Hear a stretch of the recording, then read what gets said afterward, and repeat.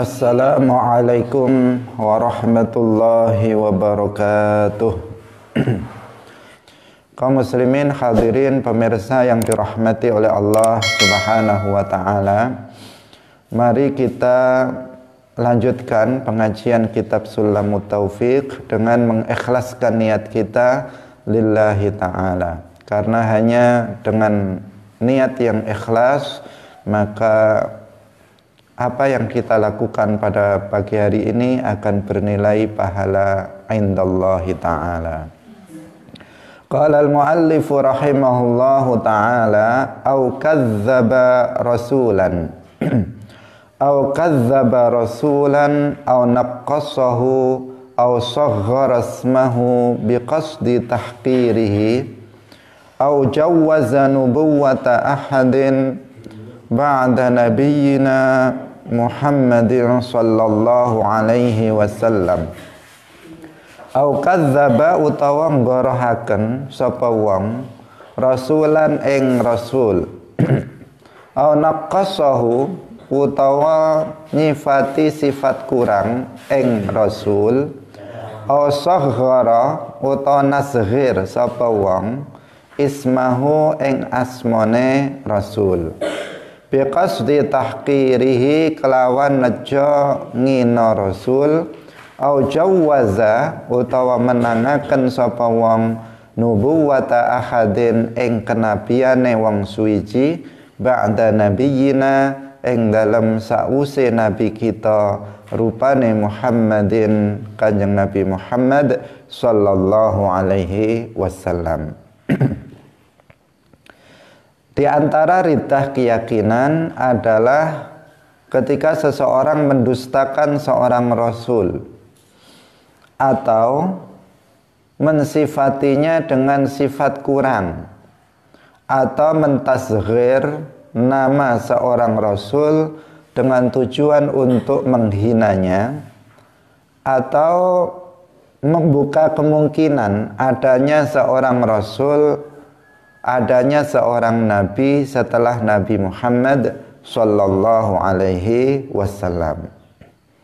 Kaum muslimin pemirsa hadirin rahimakumullah, kita masih melanjutkan contoh, ini contoh yang bagian terakhir dari contoh-contoh riddah i'tiqadiyah, riddah keyakinan, perkara-perkara yang membatalkan Islam yang letaknya di dalam hati, yang bersumber dari dalam hati, yaitu kadzdzaba rasulan, ketika seseorang itu mendustakan seorang rasul. Mendustakan seorang rasul artinya menganggap bahwa seorang rasul itu telah berbohong. Nah, ini namanya takdzib, mendustakan seorang rasul. Padahal seorang rasul, apakah itu Nabi kita Muhammad sallallahu alaihi wasallam atau sebelumnya sampai kepada Nabi Adam alaihissalam, mereka selalu jujur. Mereka tidak pernah berkata yang bohong. Apa yang mereka sampaikan dari Allah, maka mereka sampaikan apa adanya. Mereka tidak menguranginya, mereka tidak menambahinya, mereka tidak merubahnya. Nah, maka tidak boleh bagi seseorang untuk mendustakan Rasul. Bagi kita misalnya Rasulullah Shallallahu Alaihi Wasallam mengatakan bahwa ini hukumnya haram, maka kita wajib mengatakan bahwa ini hukumnya haram. Itu hukumnya halal, maka wajib juga kita mengatakan bahwa itu hukumnya halal. Tidak boleh kita mendustakannya, misalnya dengan mengatakan Rasulullah mengatakan ini haram, kita mengatakan ini halal. Rasulullah mengatakan ini halal, kemudian seseorang mengatakan ini haram. Itu tidak boleh. Itu artinya dia seakan-akan mengatakan Rasulullah yang mengatakan ini halal itu bohong, yang benar adalah haram. Seakan-akan dia mengatakan seperti itu. Itulah namanya takdzib, mendustakan seorang rasul.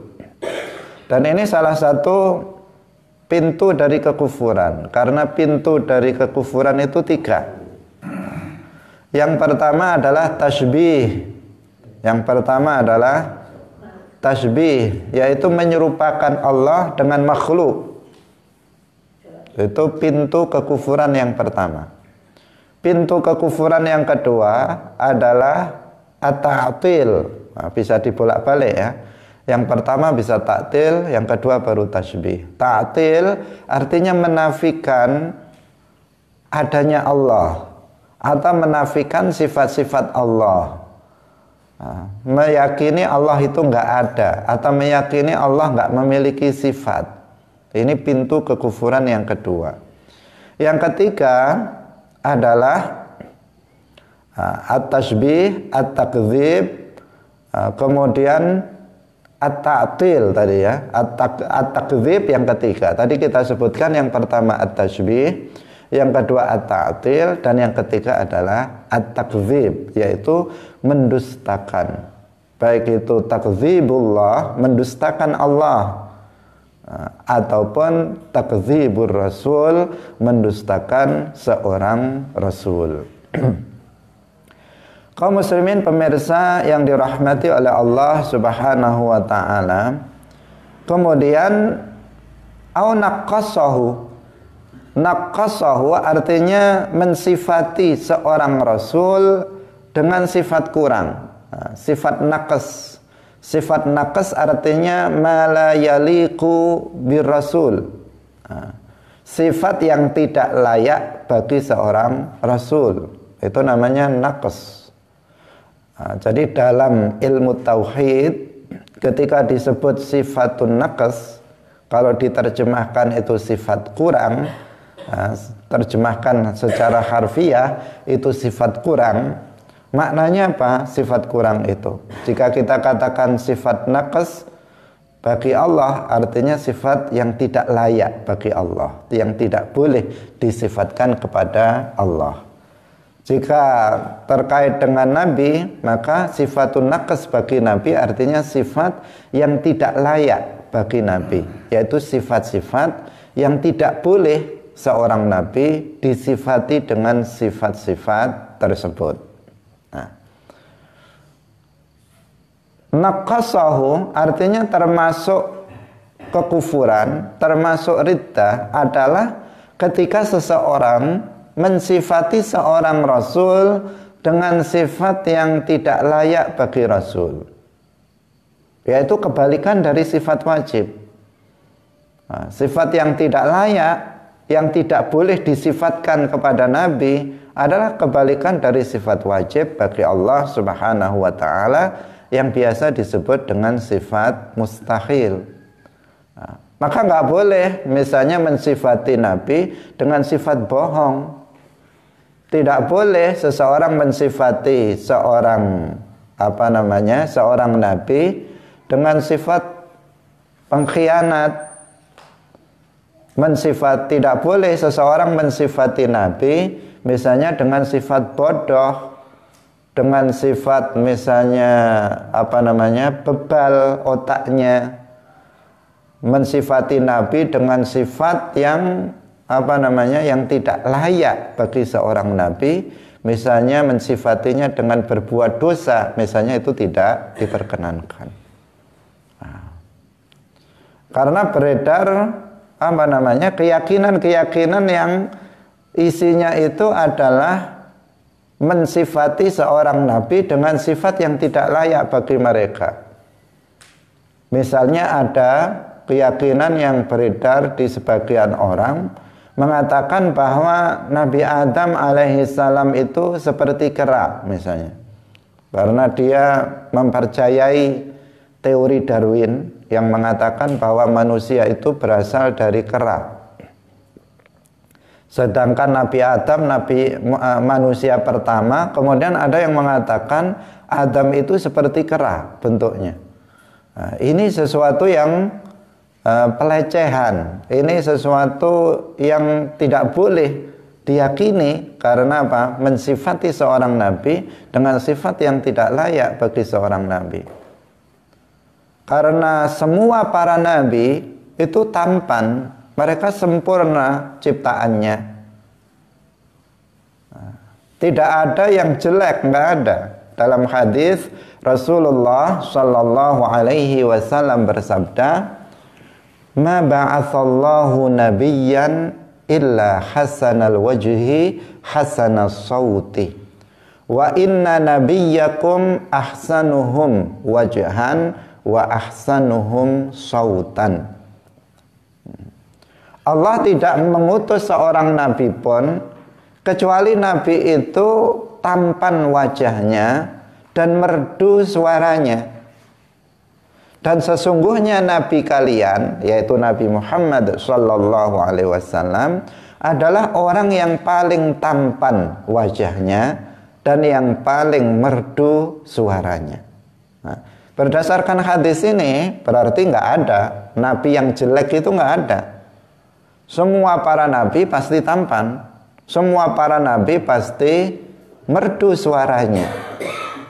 Nah, termasuk Nabi Adam alaihissalam, beliau tampan wajahnya dan merdu suaranya. Nabi Nuh, Nabi Idris, Nabi Ibrahim, semua Nabi Musa, semua para nabi itu tampan wajahnya dan merdu suaranya. Nah, maka nggak boleh seseorang mengatakan Nabi Adam misalnya seperti kera. Nah, tidak boleh seseorang mengatakan seperti itu, karena itu adalah apa? Keyakinan yang rusak. Itu adalah mendustakan itu namanya naqasa ar-rasul, mensifati seorang rasul dengan sifat yang tidak layak bagi seorang rasul. Kaum muslimin pemirsa yang dirahmati oleh Allah Subhanahu wa taala, Nabi kita Muhammad berdasarkan hadis yang kita sebut untuk menambah faidah, beliau adalah Nabi yang paling tampan. Mungkin kita sering mendengar Nabi yang sangat tampan itu Nabi Yusuf alaihissalam. Nah, betul bahwa Nabi Yusuf adalah Nabi yang terkenal dengan ketampanannya. Tetapi Nabi Muhammad itu lebih tampan dari Nabi Yusuf alaihissalam berdasarkan hadis ini. Hanya saja berbeda ketampanan Nabi Yusuf dengan ketampanan Nabi Muhammad sallallahu alaihi wasallam.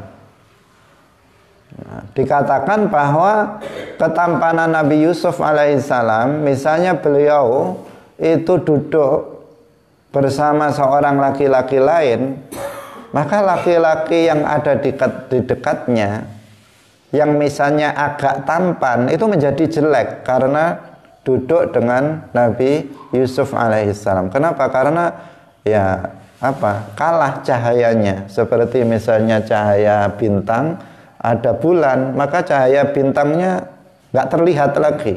Karena apa? Kuatnya cahaya bulan itu. Ketika matahari terbit, maka cahaya bintang tidak terlihat lagi. Kenapa? Karena menonjolnya terangnya cahaya matahari itu. Demikian juga Nabi Yusuf alaihissalam. Nah, ketika beliau ada, maka laki-laki yang lain nggak terlihat lagi. Karena apa? Karena ketampanan Nabi Yusuf alaihissalam. Nah, berbeda dengan ketampanan Nabi kita Muhammad sallallahu alaihi wasallam. Apabila beliau itu duduk bersama laki-laki yang lain, maka orang yang jelek menjadi agak tampan. Kenapa? Karena tersinari oleh cahaya ketampanan Rasulullah Shallallahu Alaihi Wasallam, menular kepada yang lain, yang ada orang yang ada di dekatnya. Nah, itu beliau Kanjeng Nabi Muhammad Shallallahu Alaihi Wasallam. Nah, demikian juga suaranya, yang terkenal Nabi yang suaranya merdu itu Nabi Dawud alaihissalam. Sehingga ketika beliau itu membaca Zabur, kitab yang diturunkan kepada beliau, maka semua termasuk binatang-binatang itu terdiam mendengarkannya karena saking merdunya. Nah, tetapi suara Nabi Muhammad lebih merdu dari itu. Nah, kaum muslimin pemirsa yang dirahmati oleh Allah Subhanahu wa taala, tidak boleh seseorang mensifati seorang nabi dengan sifat yang buruk, misalnya dengan mengatakan tadi apa? Dia mengatakan Nabi Adam itu seperti kera, berbulu, kemudian jalannya bongkok dan seterusnya. Itu tidak diperbolehkan. Kemudian juga yang perlu kita waspadai adalah sebagian orang yang meyakini bahwa Nabi Ibrahim itu pernah berbohong. Ini pernah kita singgung sebelumnya. Ini mensifati Nabi dengan sifat tercela, dengan sifat yang tidak layak bagi Nabi. Nggak boleh, bisa menyebabkan kekufuran.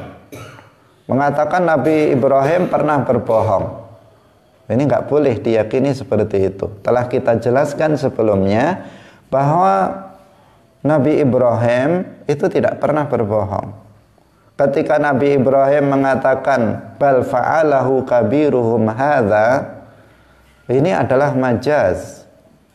Majaz bahwa yang mendorong aku untuk menghancurkan berhala-berhala yang kecil adalah berhala yang besar karena kalian menyembahnya. Dan aku ingin menghinakan berhala yang besar itu. Ini sudah kita jelaskan pada pertemuan sebelumnya.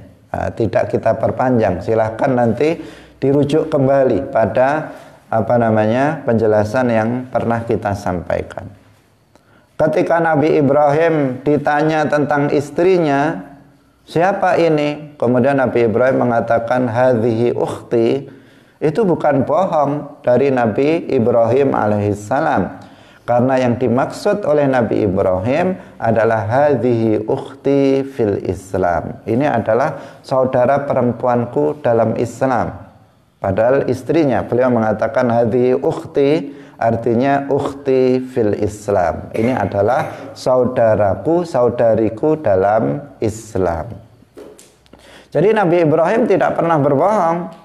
Seorang nabi nggak pernah berbohong, baik sebelum diangkat menjadi nabi maupun setelah diangkat menjadi nabi. Sekalipun nggak pernah berbohong. Meskipun dalam keadaan bergurau, tidak pernah seorang nabi berbohong. Nabi Muhammad pernah bergurau, tetapi beliau tidak berbohong. Karena dalam hadis disebutkan la yasluhul kadzib fi jiddin wala fi hazlin.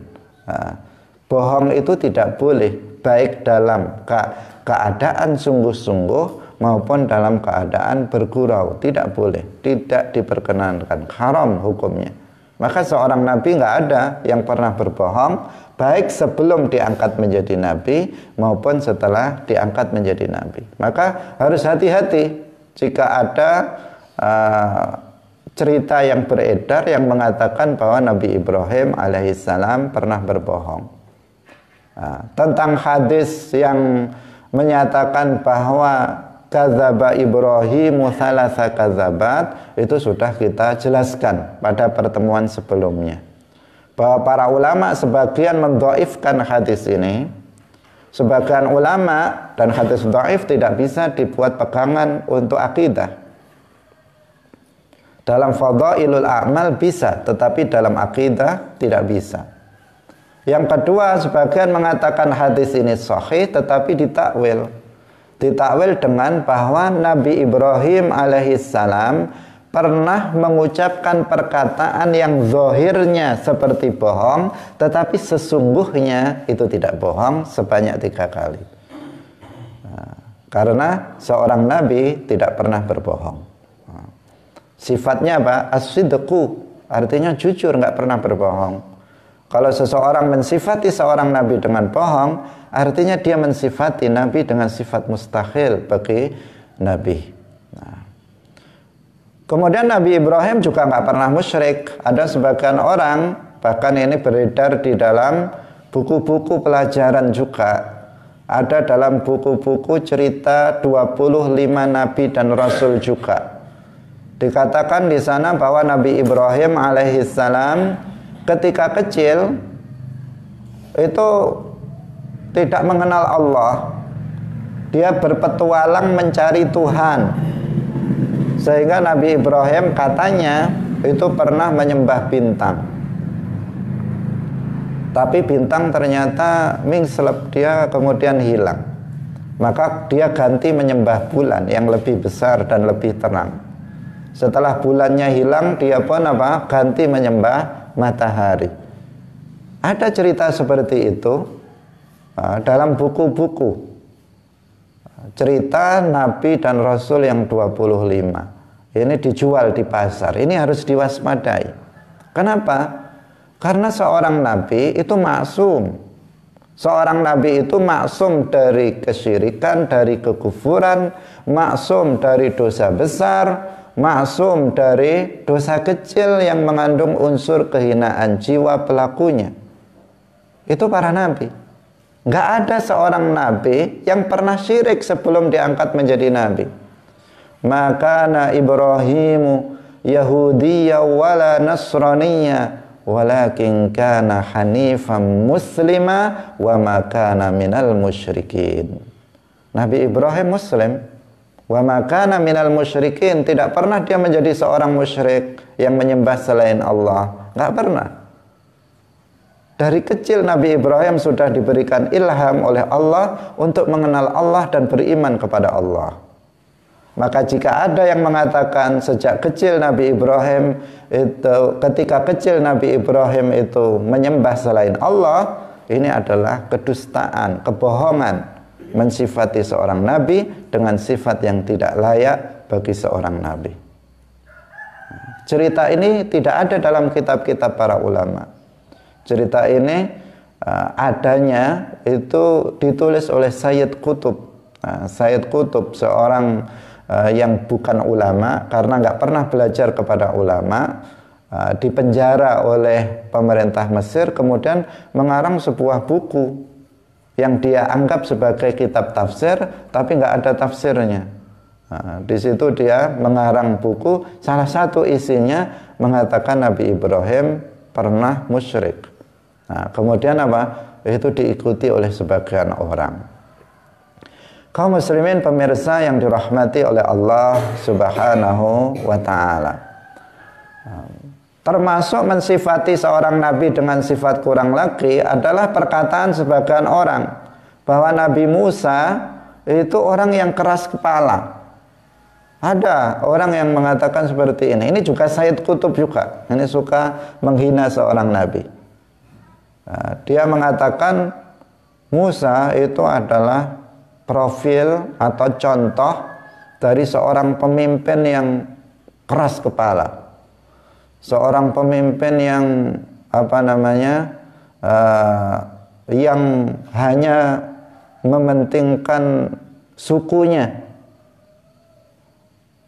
Ini tidak benar. Ini adalah sebuah bentuk penghinaan seorang nabi, pensifatan seorang nabi dengan sifat yang buruk, sifat yang tidak layak bagi seorang nabi. Tidak diperbolehkan seperti itu. Nabi Musa alaihissalam seperti nabi-nabi yang lainnya, yang mutawadhi, yang rendah hati, yang amanah dan seterusnya. Sifat-sifat mulia bagi seorang nabi yang lainnya. Kaum muslimin pemirsa Madu TV yang dirahmati oleh Allah Subhanahu wa ta'ala, termasuk cerita yang harus diwaspadai adalah orang yang mengatakan bahwa Nabi Yusuf alaihissalam itu berkeinginan untuk berzina. Ini juga tuduhan yang sangat buruk terhadap seorang nabi. Ironisnya cerita ini ada di dalam sebagian kitab kita. Artinya dalam sebagian kitab tafsir itu ada cerita seperti ini. Sumbernya bukan Al-Quran, bukan hadis, tetapi sumbernya adalah Israiliyat. Cerita yang berasal dari Bani Israel, dari Yahudi dan Nasrani. Cerita ini diambil dari sana, yang mengatakan bahwa Nabi Yusuf alaihissalam itu memiliki keinginan berzina, bahkan hampir saja sudah melakukan zina, hampir melakukan zina, kalau tidak diingatkan oleh Allah Subhanahu wa ta'ala. Mereka mendasarkan mendasarkan pendapatnya itu kepada sebuah ayat, walaqad hammat bihi wa hamma biha. Kemudian disalahpahami, walaqad hammat bihi dikatakan bahwa Imra'atul Aziz itu ingin berzina dengan Nabi Yusuf, wa hamma biha, dan Nabi Yusuf juga ingin berzina dengan Imra'atul Aziz. Padahal apa? Padahal tidak seperti itu. Kalau seseorang membaca surat Yusuf dari awal sampai akhir, itu justru dari awal Nabi Yusuf alaihissalam nggak memiliki keinginan sama sekali untuk berzina. Dari awal ketika Imra'atul Aziz, sebagian orang menyebutnya Zalikha atau Zulaikha, itu datang kepada Nabi Yusuf mengajaknya berzina, beliau sudah mengatakan ma'adzallah, sudah mengatakan seperti itu dari awal. Sampai terakhir dalam surat Yusuf diceritakan, itu Imra'atul Aziz mengakui sendiri bahwa dialah yang yang berkeinginan berzina, Nabi Yusuf tidak bersalah. Sampai akhir diterangkan seperti itu. Tetapi anehnya, seseorang mengambil satu penggal ayat ini, kemudian mengambil cerita Israiliyat, kemudian ditambah-tambah, sehingga seolah-olah Nabi Yusuf alaihissalam melakukan perbuatan yang sangat hina. Meskipun di situ tidak dikatakan berzina, tetapi ketika seseorang memiliki keinginan untuk melakukannya, apalagi sudah mendekati perbuatan itu sebuah kehinaan yang luar biasa. Saat ini saja misalnya ada seseorang misalnya berduaan yang bukan mahramnya misalnya, hanya seperti itu saja, itu sudah sangat hina. Apalagi itu dilakukan oleh misalnya seorang kiai misalnya, atau seorang ustadz misalnya, maka itu akan dipandang masyarakat menjatuhkan harga dirinya. Bagaimana seorang nabi dikatakan seperti itu? Ini sebuah penghinaan terhadap Nabi Yusuf alaihissalam. Nabi Yusuf tidak pernah sama sekali memiliki keinginan untuk berzina. Karena apa? Beliau nabi, sehingga beliau dijaga oleh Allah Subhanahu wa ta'ala dari segala keinginan untuk berbuat maksiat kepada Allah Subhanahu wa ta'ala. Kaum muslimin pemirsa yang dirahmati oleh Allah Subhanahu wa ta'ala, kita beri contoh yang lain agar kita di sini berhati-hati, karena ini masalah apa? Yang bisa menyebabkan seseorang itu keluar dari Islam. Contoh yang lain adalah cerita yang beredar tentang Nabi Dawud alaihissalam. Dikatakan dalam sebagian cerita bahwa Nabi Dawud alaihissalam itu menginginkan untuk menikahi istri dari panglimanya. Istri dari panglimanya yang bernama Uria. Nabi Dawud itu seorang nabi dan juga seorang raja, nabi, rasul, raja. Itu Nabi Dawud alaihissalam. Suatu ketika beliau katanya dalam cerita itu digoda oleh iblis, yang berubah wujud. Ada yang mengatakan menjadi seekor burung yang sangat indah. Kemudian Nabi Daud tertarik dengan burung itu, kemudian dikejar. Sampailah burung itu hinggap di jendela rumah salah seorang rakyatnya. Ketika mau diambil, ternyata di dalam rumah itu ada seorang perempuan yang sangat cantik yang sedang membuka auratnya. Dari situ kemudian Nabi Daud tertarik. Nabi Daud tidak bisa melupakannya, maka dicari tahu. Dicari tahu siapa perempuan itu. Ternyata itu istri panglimanya yang bernama Uria. Maka kemudian Nabi Dawud berpikir untuk bagaimana bisa suaminya mati. Biar mati istrinya, biar bisa dinikahi. Coba dari sini saja sudah kok begitu ya. Itu kalau dilakukan orang biasa saja itu bagaimana, itu pasti kita geleng-geleng kepala itu melihat orang seperti itu. Dia berusaha merebut istrinya dengan cara membunuh suaminya. Maka kemudian panglimanya dipanggil, diperintahkan untuk pergi berperang yang tidak mungkin dia bisa menang karena lawannya yang sangat kuat. Ternyata pertama pulang juga dia menang, masih hidup. Disuruh lagi sampai yang ketiga kalinya. Sehingga kemudian panglimanya ini mati, istrinya dinikahi oleh Nabi Dawud menjadi istri yang ke-100. Ini sesuatu yang gimana ini? Kita kalau itu terjadi pada orang biasa, orang akan ingkar. Bagaimana terjadi pada seorang nabi, dikatakan terjadi pada seorang nabi, kita nggak ingkar. Itu sesuatu yang nggak layak. Kenapa ada cerita seperti itu? Nggak ada dalam Al-Quran, nggak ada dalam hadis. Itu bersumber dari cerita Israiliyat dari Yahudi. Tetapi itu diceritakan, berkembang dalam masyarakat kita. Karena itu harus diwaspadai. Ini masalah akidah. Seorang nabi kita tahu memiliki sifat apa? Memiliki sifat as-sidqu, memiliki sifat al-amanah, memiliki sifat al-fatanah, memiliki sifat tabligh, al-ismah, maksum dari segala dosa. Dosa yang besar dan dosa kecil yang mengandung unsur kehinaan jiwa pelakunya, dan juga maksum dari kekufuran. Kalau kita mempelajari ini, semestinya kita tidak terpengaruh oleh cerita-cerita yang tidak ada dasarnya yang kuat. Kaum muslimin pemirsa yang dirahmati oleh Allah Subhanahu wa ta'ala. Cerita yang lain lagi adalah tentang Nabi Ayyub alaihissalam. Nabi Ayyub alaihissalam. Nabi Ayyub alaihissalam dikatakan dalam cerita itu dibuang oleh masyarakat. Nabi kok dibuang? Karena apa dibuang? Dibuang karena penyakitnya yang menjijikkan, baunya yang menjijikkan, penyakitnya yang menjijikkan, sehingga masyarakat nggak mau kumpul dengan Nabi Ayyub alaihissalam, dan Nabi Ayyub kemudian diasingkan bersama istrinya. Bagaimana ini?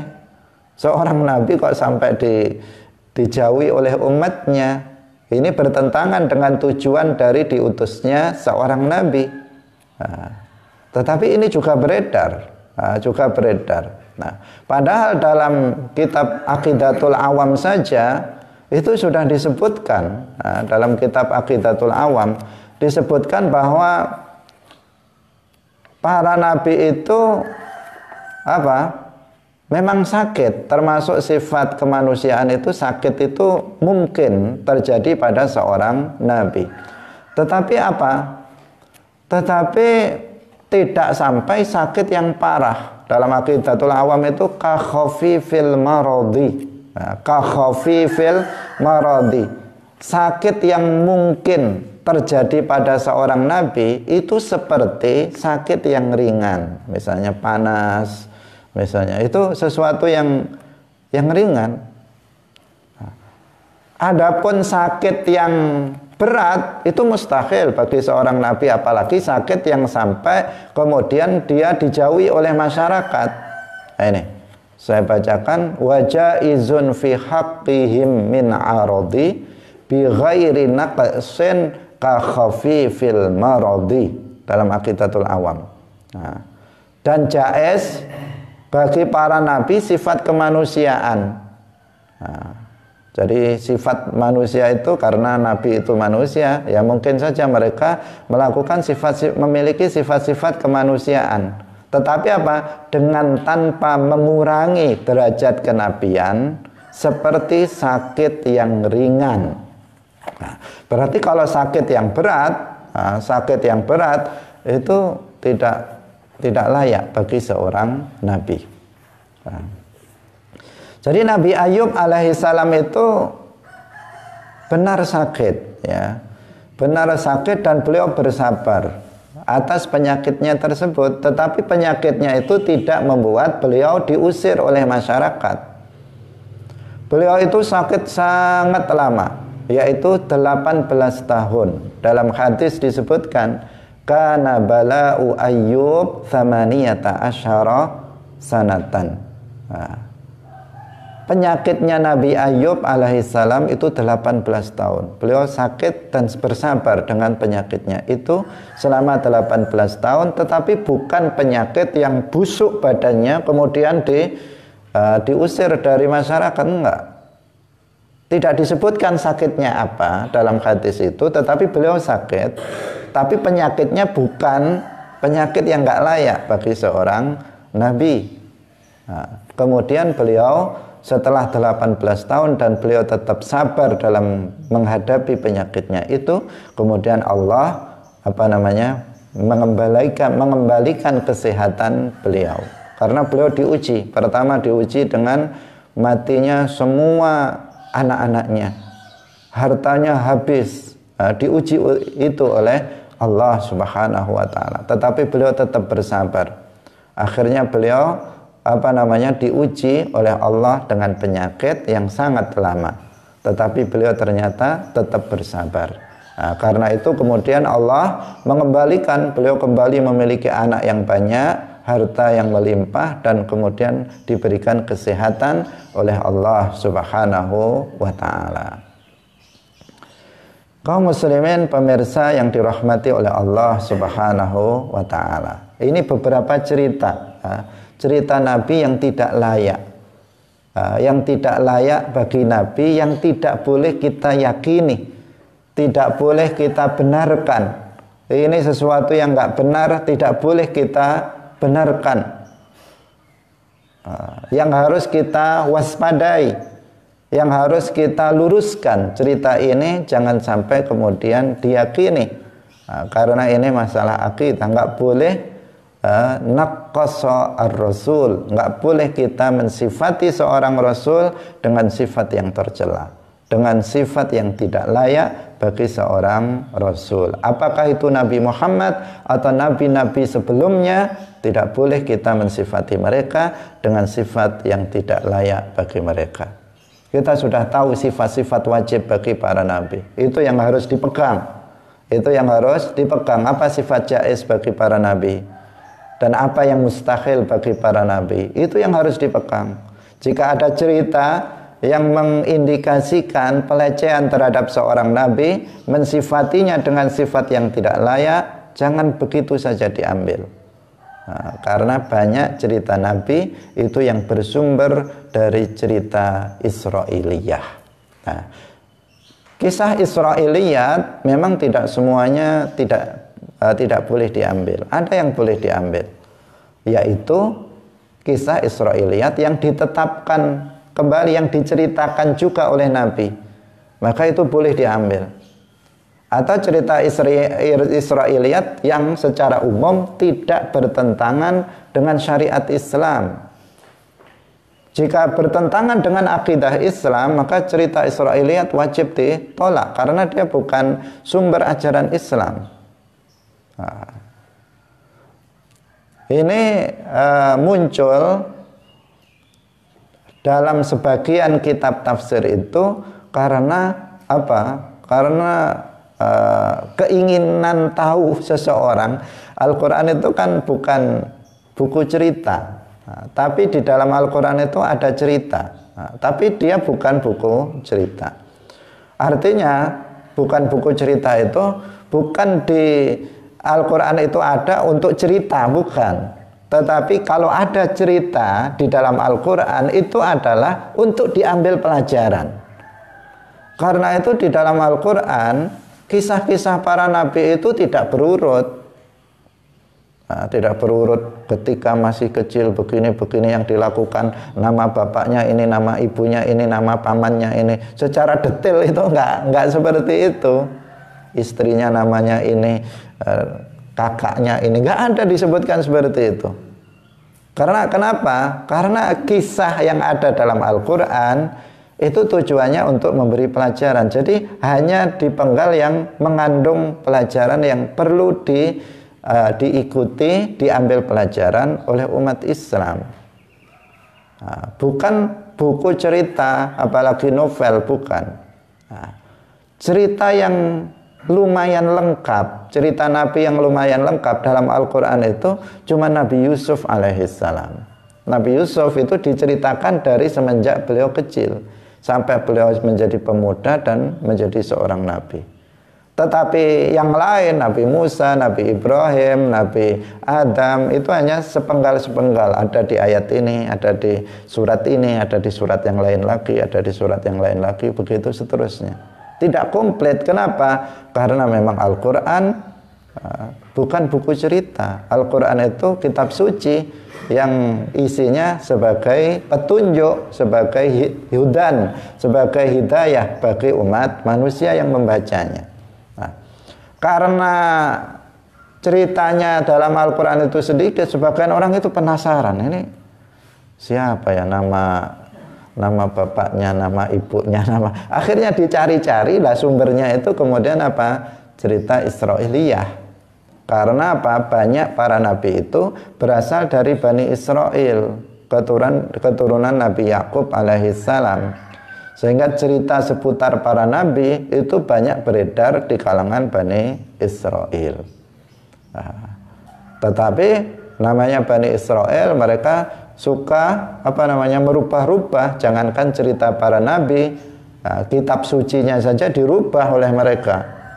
Bagaimana kemudian cerita nabi mereka juga diubah-ubah oleh mereka dengan mensifatinya dengan sifat-sifat yang tidak layak bagi para nabi. Kaum muslimin pemirsa Madu TV yang dirahmati oleh Allah Subhanahu wa taala. Kita lanjutkan lagi. Asaghara asmahu biqasdi tahqirihi. Mentasghir nama seorang nabi itu enggak boleh. Mentasghir itu bagaimana? Mengikutkan pada wazan fu'ailun. Mengikutkannya pada wazan fu'ailun, itu namanya tasghir dalam bahasa Arab. Misalnya Musa menjadi Muwaisa, dia mengatakan Nabi Muwaisa. Isa menjadi Uyaisa, itu tasghir namanya. Tasghir itu dalam bahasa Arab itu dibuat dengan dua tujuan. Yang pertama dengan tujuan untuk menghina. Untuk menghina seseorang, maka namanya kemudian ditasghir. Itu apa? Tujuan yang pertama. Tujuan yang kedua itu adalah untuk menunjukkan rasa cinta. Ini kebalikannya, ada juga. Misalnya seorang ayah mengatakan kepada anaknya ya bunayya. Bunayya itu tasghir. Kalau diterjemahkan wahai anak kecilku tersayang, itu ya bunayya. Bunayya itu juga tasghir. Mentasghir nama nabi itu haram, baik dengan tujuan untuk menghina maupun dengan tujuan untuk menunjukkan cintanya kepada nabi. Bukan cintanya yang haram, mentasghirnya itu yang haram. Jadi merubah Musa menjadi Muwaisa itu haram, meskipun tujuannya adalah untuk menunjukkan cintanya kepada Nabi Musa alaihissalam. Jika tujuannya menghina, hukumnya kufur. Orang mengatakan Nabi Muwaisa, tujuannya menghina Nabi Musa, maka hukumnya apa? Kufur. Tapi jika tujuannya untuk menunjukkan cintanya kepada Nabi Musa, hukumnya tidak kufur, tetapi haram, dosa, tetapi tidak sampai mengeluarkan dia dari Islam. Jadi ada rinciannya seperti itu. Karena mentasghir nama seorang nabi, tasghir itu kan secara bahasa artinya mengecilkan. Mengecilkan itu, kalau seseorang itu mengecilkan itu ada kalanya menghina, Seseorang besar tapi dikecilkan, itu ada kalanya menghina, ada kalanya apa? Menunjukkan rasa sayang, sehingga seperti anak kecil. Anak kecil, seseorang kan ketika dianggap anak kecil, maka kan disayang. Nah, meskipun sudah dewasa anaknya, tapi masih dianggap kecil, itu disayang jadinya. Tetapi kalau sudah dianggap dewasa, lah biarkan sudah dewasa. Itu karena akhirnya tidak disayang. Karena apa? Sudah dianggap dewasa. Nah, jadi dengan panggilan yang ditasghir itu menunjukkan makna dua itu. Tapi untuk Nabi itu enggak diperkenankan. Tapi kalau untuk selain Nabi, kalau digunakan untuk menunjukkan rasa sayang, itu tidak masalah untuk selain Nabi. Tapi untuk Nabi, siapapun nabinya, maka itu tidak diperbolehkan. Nah, meskipun dengan tujuan yang kedua tadi, yaitu untuk menunjukkan rasa sayang seseorang terhadap Nabi tersebut. Kaum muslimin pemirsa Madu TV yang dirahmati oleh Allah Subhanahu wa taala. Kemudian yang terakhir, au jawwaza nubuwwata ahadin ba'da nabiyyina Muhammadin sallallahu alaihi wasallam. Di antara contoh riddah keyakinan adalah meyakini adanya kemungkinan Allah menurunkan wahyu kenabian setelah Nabi Muhammad sallallahu alaihi wasallam. Ini kemarin sudah kita jelaskan. Nah, yaitu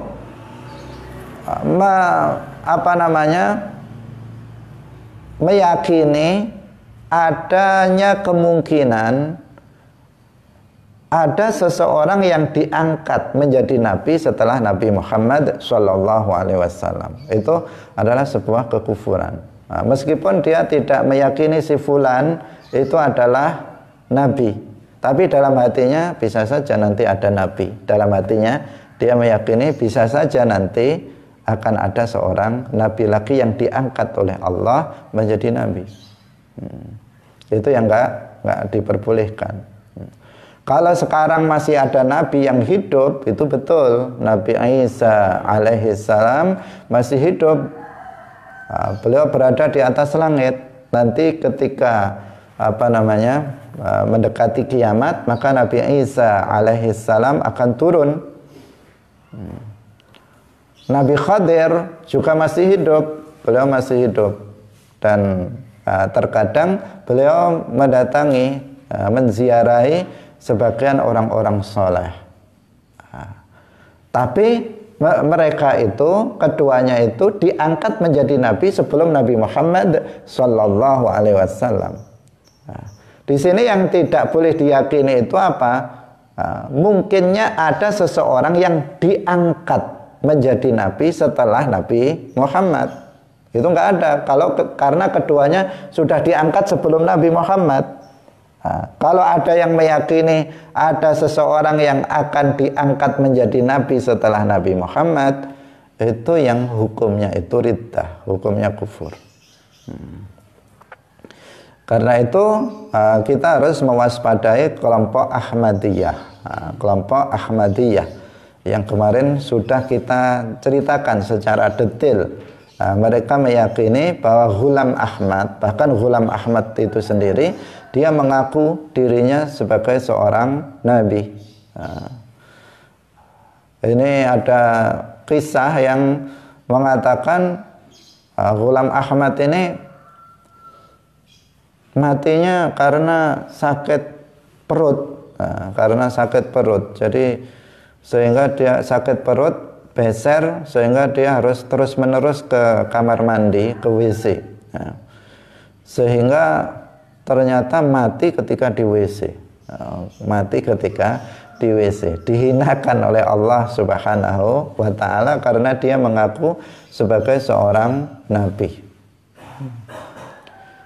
Padahal kalau dia seorang nabi, itu berdasarkan hadis Rasulullah sallallahu alaihi wasallam, al-anbiya'u yudfanuna haitsu yamutun. Para nabi itu dikuburkan di tempat mereka mati. Semestinya kalau dia nabi dikuburkan di mana ini? di dalam WC semestinya. Kalau dia benar seorang nabi, dia dikuburkan di WC itu karena dia matinya di situ.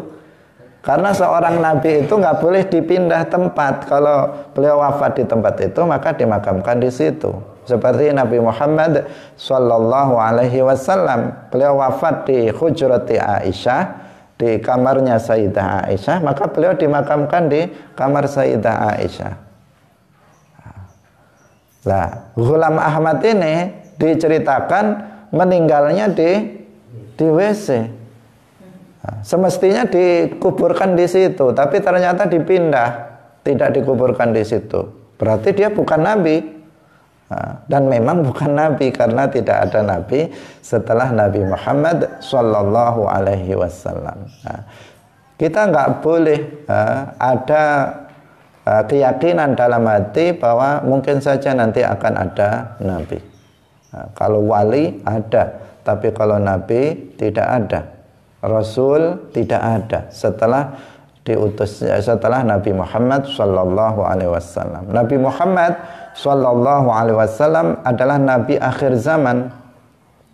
Beliau adalah khatamun nabiyyin.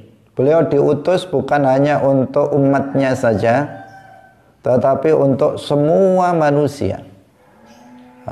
Bukan untuk sukunya saja, maksud saya karena apa? Beliau diutus untuk seluruh manusia, baik itu Arab maupun Ajam. Semuanya beliau diutus kepada mereka. Berbeda dengan nabi-nabi sebelumnya yang hanya diutus kepada kaumnya saja. Diutus kepada kaumnya saja, tidak diutus kepada kepada kaum lainnya. Sementara Nabi Muhammad diutus untuk semua umat manusia, bahkan untuk semua jin, kemudian diutus untuk selama-lamanya. Karena beliau itu adalah nabi yang terakhir, maka Al-Quran pun adalah kitab suci yang yasluh, yang soleh fi kulli makanin wa zaman. Al-Quran adalah kitab suci yang selalu layak, yang selalu sesuai dengan waktu dan zaman. Dimanapun Al-Quran diterapkan itu cocok. Nggak ada, oh ini sudah nggak cocok lagi, nggak ada. Ini cocoknya di Arab, di Indonesia nggak cocok. Nggak seperti itu. Dimanapun Al-Quran diterapkan, maka Al-Quran cocok. Kapanpun Al-Quran itu diterapkan, maka akan tetap sesuai dengan zaman dan sesuai dengan tempat. Itu Al-Quran. Dan bahkan Al-Quran bisa menjawab segala permasalahan sampai akhir zaman. Sampai sekarang Al-Quran itu ditafsirkan dan gak pernah habis. Sejak Al-Quran turun pada zaman Nabi Muhammad, ditafsirkan sampai sekarang terus muncul tafsir-tafsir dan gak akan selesai. Kenapa? Karena Al-Quran itu luar biasa. Memang Al-Quran diturunkan untuk Nabi akhir zaman dan akan selalu layak selamanya. Sehingga inilah yang konsekuensi dari bahwa Nabi Muhammad adalah Nabi akhir zaman. Artinya ajaran beliau akan tetap bisa menjawab permasalahan-permasalahan yang terjadi di dunia ini sampai hari kiamat. Kaum muslimin pemirsa yang dirahmati oleh Allah, demikian ini adalah bagian yang terakhir dari contoh-contoh riddah keyakinan. Insya Allah besok kita masuk pada contoh riddah perbuatan. Contoh riddah perbuatan itu tidak banyak. Insya Allah satu kali pertemuan itu sudah selesai. Baru kemudian yang terbanyak adalah contoh dari riddah perkataan. Nah, ini penting untuk kita ketahui contoh-contoh ini agar kita terhindar dari riddah. Karena ini bahaya yang sangat paling bahaya, yang mengancam seseorang, keimanan seseorang. Yang diancam di sini bukan amaliyah tetapi akidah yang nanti akan menentukan seseorang selamat atau tidak. Karena itu wajib kita untuk mengetahui contoh-contoh ini agar kita bisa menghindarinya. Kaum muslimin pemirsa yang dirahmati oleh Allah, semoga bermanfaat. Barakallahu fikum wallahul muwaffiq ila aqwamit thoriq. Wassalamualaikum warahmatullahi wabarakatuh.